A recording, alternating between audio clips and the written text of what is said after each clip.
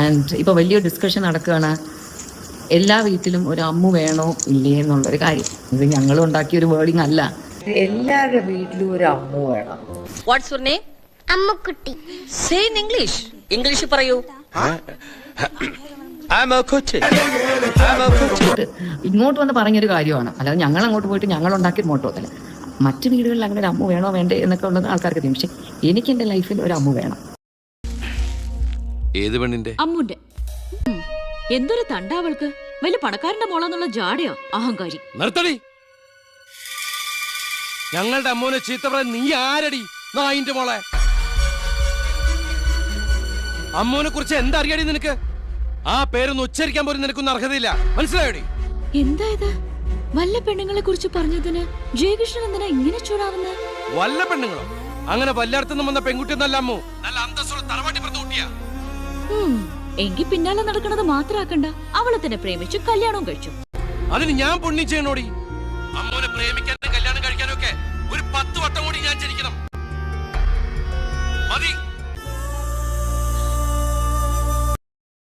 ജയകൃഷ്ണൻ ഇങ്ങനെ പറയുമ്പോഴാ ആ അമ്മൂനെ കുറിച്ച് കൂടുതലായിട്ട് കേൾക്കാൻ തോന്നണേ. എന്തിനാ കേട്ടിട്ട്? അതുപോലെ ആയാൽ എന്നോടോ ഇഷ്ടവും മതിപ്പൊക്കെ ഉണ്ടാവില്ലേ ജയകൃഷ്ണന്? എന്താ മിണ്ടാത്തെ? ഞാൻ അമ്മൂനെ പോലെ ആകാൻ ശ്രമിക്കണത് ഇഷ്ടമല്ലാന്നുണ്ടോ?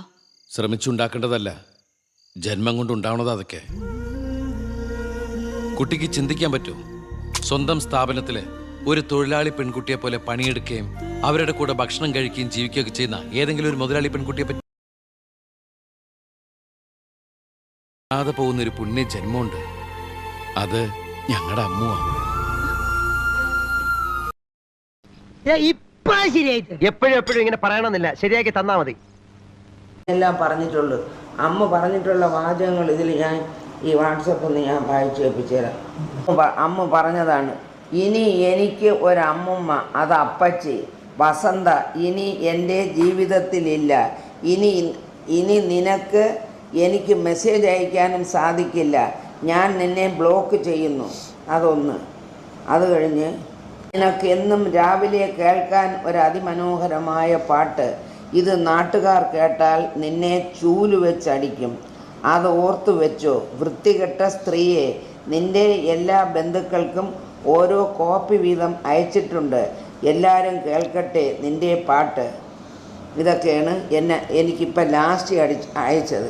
പിന്നെ ഇത് ഇത്രയേ ഉള്ളൂ. മറ്റത് എന്തെല്ലാം എടി വസന്തേ, എടി അതേ ഇതേ, പിന്നെ എന്താ അതൊക്കെ. എന്നിട്ട് അവർ ചെയ്യുന്നതെന്ന് വെച്ചാൽ